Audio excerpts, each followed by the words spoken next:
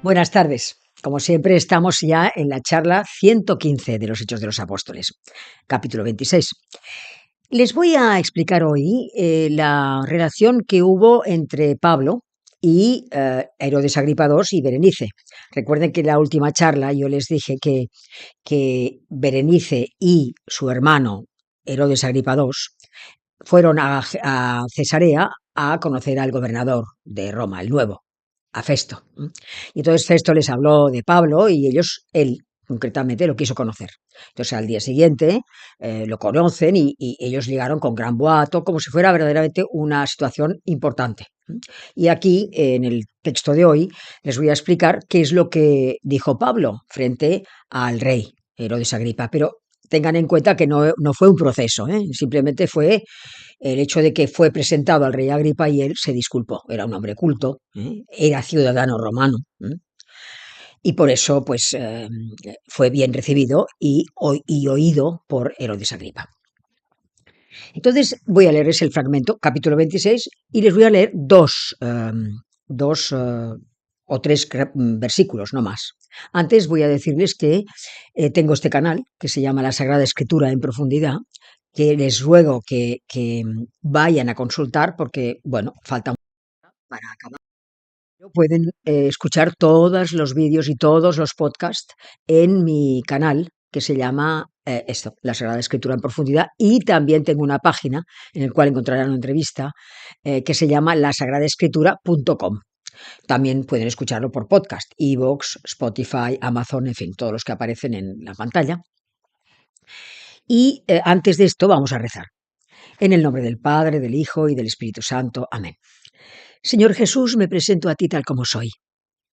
Te pido perdón por mis pecados, me arrepiento de ellos. Por favor, perdóname. En tu nombre perdono a todos los que me han ofendido. Renuncio a Satanás, a los espíritus maléficos y a todas sus obras. Me entrego por completo a ti con todo mi ser. Señor Jesús, ahora y por siempre te invito a entrar en mi vida. Te acepto como mi Señor, mi Dios y mi Salvador. Por favor, cúrame, cámbiame, fortaléceme en cuerpo, alma y espíritu. Ven, Señor Jesús, cúbreme con tu preciosa sangre y lléname del Espíritu Santo. Te amo, Señor Jesús.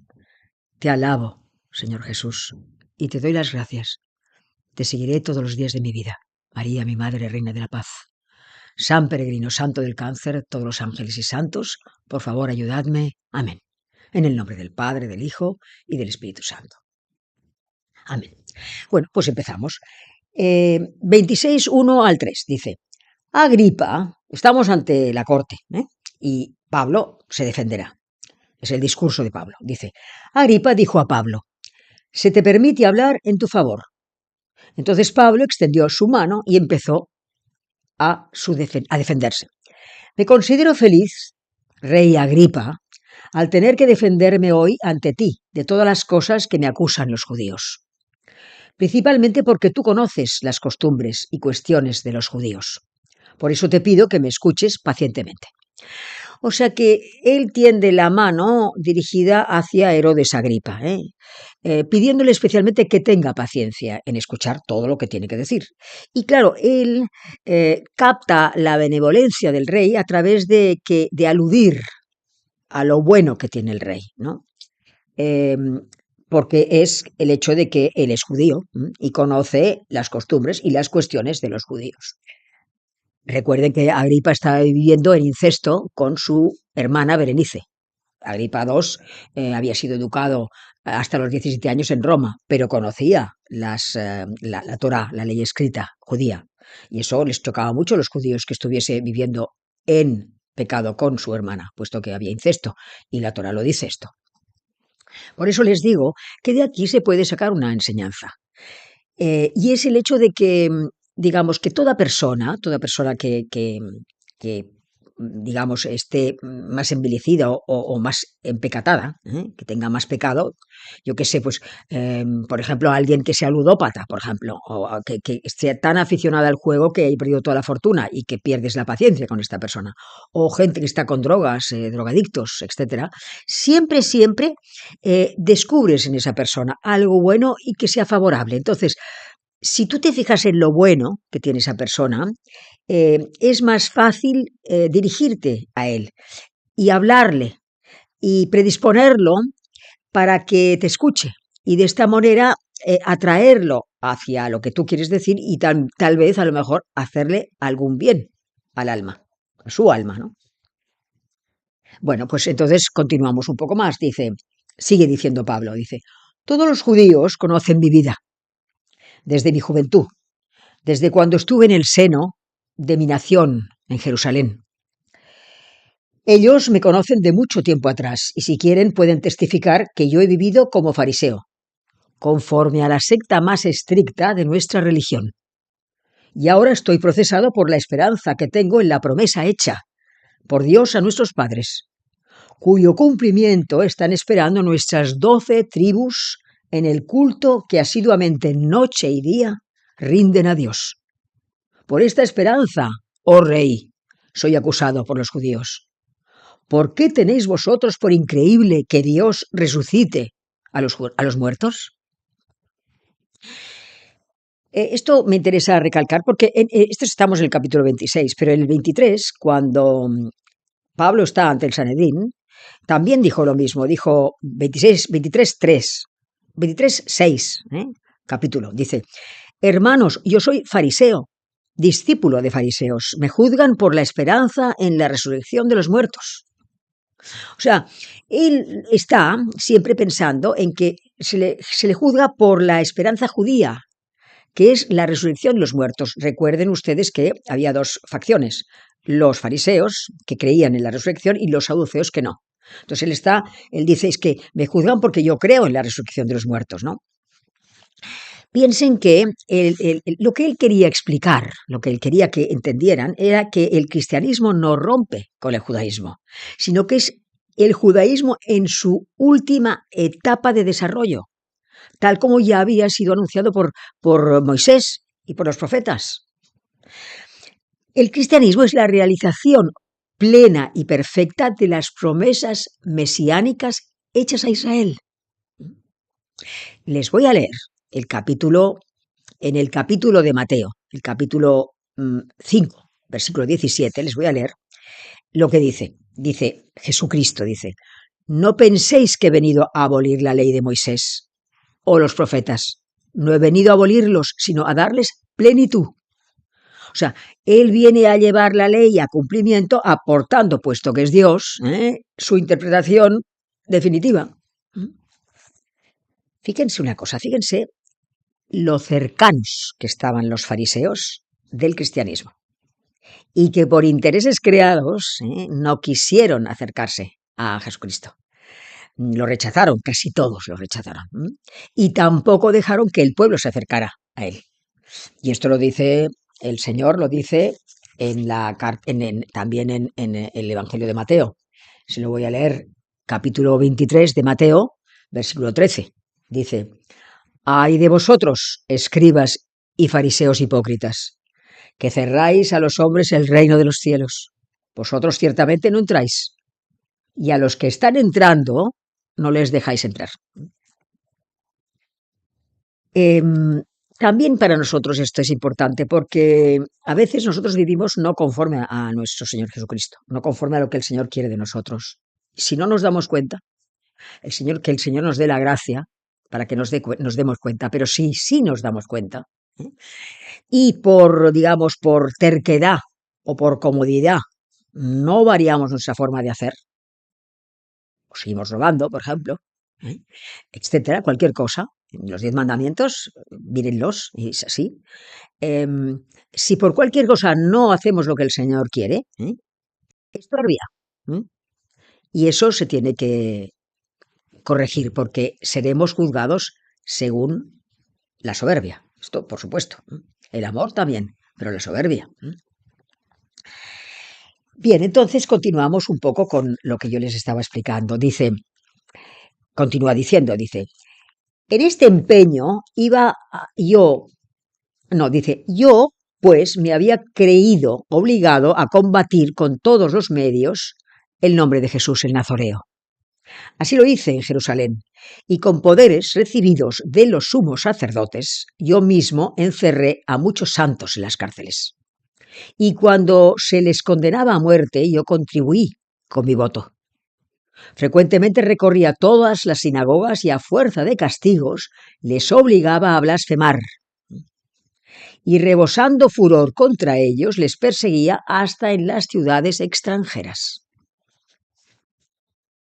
Fíjense ustedes en el odio que tenía Pablo hacia el cristianismo, en el odio y el fanatismo que llegaba hasta llegar hasta la tortura para que ellos blasfemaran del Señor y renunciasen, los hacía apóstatas. Claro, esto, Pablo cuando se convierte ya y se arrepiente de sus pecados y es bautizado, esto pues queda borrado, ¿no? Pero él siempre tuvo la rémora de pensar en sus primeros años de la vida, lo mal que se portó con los cristianos, cómo hizo todo lo que hizo contra ellos. Y de hecho lo dice, ¿eh? O sea, si nos vamos a la primera carta lo dice claro, lo dice en una carta, lo dice en la primera carta a los Corintios, el capítulo 15, versículo 3, miren lo que dice, yo soy el último de los apóstoles, indigno del nombre de apóstol, por haber perseguido a la iglesia de Dios. Indigno del nombre de apóstol, por haber perseguido a la iglesia de Dios. Si quieren también en la carta a Timoteo, él dice en el capítulo 1, versículo 15, dice, Cristo Jesús vino al mundo a salvar a los pecadores, y el primero de ellos soy yo, el primer pecador. Bueno, pues entonces continuamos un poco más. Sigue diciendo en el capítulo 26, versículo 12, dice, en este empeño iba hacia Damasco con plenos poderes y autorización de los sumos sacerdotes. Y al mediodía, yendo de camino, vi, oh rey, una luz venida del cielo, más resplandeciente que el sol, que me envolvió a mí y a mis compañeros en su resplandor. Caímos todos nosotros a tierra, y yo oí una voz que me decía en lengua hebrea, Saulo, Saulo, ¿por qué me persigues? ¿Te es duro dar coces contra el aguijón? Yo respondí, ¿quién eres, Señor? Y me dijo, yo soy Jesús, a quien tú persigues. Bueno, no continúo porque esto lo pueden ustedes encontrar en el capítulo 9 y en el capítulo 22 de los Hechos de los Apóstoles. Está explicado, es lo mismo, es la tercera explicación de la conversión de Pablo. Y ustedes pueden encontrar la explicación que yo he dado en la charla 43 y 44 o en la charla 106, 107. Es fácil. Llegan ustedes, pinchan ustedes escriban la Sagrada Escritura en profundidad, pinchen allí, luego pinchen en vídeos y busquen la charla 43, 44 o 106, 107. Y entonces allí lo explico, explico toda la conversión y cómo se bautizó, etc.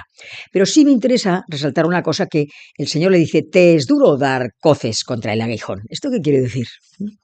Pues miren, esto es un proverbio griego en el que se expresa una situación en la que resistirse es inútil y perjudicial incluso. Entonces fíjense cómo era Pablo, que incluso viendo a Jesús en ese momento, porque recuerden que ellos están a las puertas de Damasco, se le aparece el Señor a Pablo y los demás ven un resplandor. Caen a tierra, pero ven solamente un resplandor. O sea, los compañeros ven un resplandor y no ven a Jesús y no oyen a Jesús. No escuchan, no entienden lo que dice. Pero Pablo ve a Jesucristo y oye lo que dice. Todo esto que les acabo de explicar.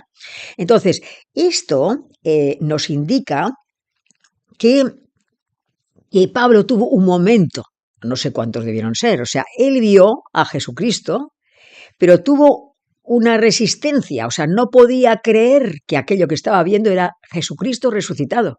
Entonces, se tuvo que rendir a la evidencia. ¿Cuánto duró esto? ¿Unos segundos? Pero el Señor le dice, te es duro dar coces contra el aguijón. O sea, que eso demuestra que hay mucha gente que no es creyente y que aunque les pongas las pruebas, una serie de cosas o un milagro que veas de tu misma familia, por ejemplo, no lo creen. O sea, es la reticencia y la incapacidad como para poder creer aquello que están viendo. Eso es lo que le pasó a Pablo, de hecho, ¿no? Entonces, fíjense en que, bueno, continuamos un poco, dice, versículo 19 hasta el 23, dice, así pues, rey Agripa, no fui desobediente a la visión celestial, sino que primero a los habitantes de Damasco y después a los de Jerusalén, y por todo el país de Judea, y también a los gentiles, he predicado que se convirtieran y que se volvieran a Dios, haciendo obras dignas de conversión. Por esto los judíos, habiéndome prendido en el templo, intentaban darme muerte. Con el auxilio de Dios, hasta el presente me he mantenido firme, dando testimonio a pequeños y grandes, sin decir cosa que esté fuera de lo que los profetas y el mismo Moisés dijeron, que había de suceder, 2 puntos, que el Cristo había de padecer y que después de resucitar el primero de entre los muertos, anunciaría la luz al pueblo y a los gentiles. O sea que sabemos que creer en Jesucristo no es solamente aceptar las verdades, sabemos que, digamos que supone adherirse a Él y seguir la vida que Dios quiere que llevemos, ¿no? O sea, la verdadera conversión se tiene que notar en la vida. O sea, hacer obras coherentes pues con lo que creemos, ¿no? Y debe haber un cambio de vida. El cambio de vida tiene que ser progresivo, porque la santidad consiste en unirte a Dios y en desear hacer su voluntad. Entonces, lo que aquí Pablo dice, importante, es que él insiste en que lo que está enseñando o sea, lo que está enseñando ya está anunciado en las Escrituras.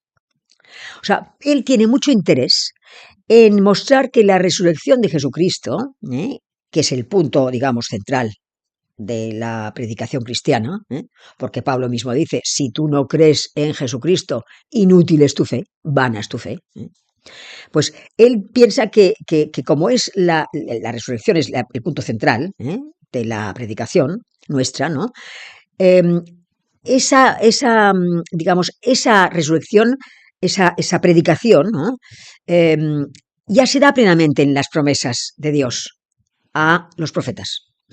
Esto es lo que Barth dice en sintetizando, para que lo entiendan bien. Bueno, pues vamos a dejarlo aquí hasta la semana que viene, porque ahora veremos, la semana que viene veremos cuál fue la reacción del auditorio ante lo que dijo, todo lo que dijo Pablo. Les voy a hacer las preguntas de siempre para que reflexionen sobre el texto. Una pregunta sería si tengo algo o alguien a quien perdonar. O sea, porque hay que vencer los rencores que se tienen en el corazón y hay que pedir al Señor que te dé la gracia para perdonar, porque es una gracia. Sin la gracia no puedes perdonar, tú no puedes hacer nada solo. Todo es gracia. Hay que pedir al Señor si detectas que tienes rencor hacia una persona o que la persona te cae mal y de alguna manera intentas evitarla, fuera esto, fuera. Pide al Señor la gracia como para poderle perdonar. Otra cosa sería si protesto ante mi situación, si huyo de lo que tengo que vivir, si me llevo muchas veces por el desánimo, me dejo llevar por el desánimo, ¿no? Porque esto va contra la voluntad de Dios, es decir, te pasa lo que Dios quiere, lo que Dios permite que te pase. Intentar amoldarte y decir, es tu voluntad, yo la acepto. Y también otra cosa es que nos examinemos cómo es el trato nuestro con el Señor. Que pensemos cómo va, cómo es el trato. Amigable, con miedo, temor, desconfianza. Que pensemos eso. Pues nos despedimos hasta la semana que viene. En el nombre del Padre, del Hijo y del Espíritu Santo.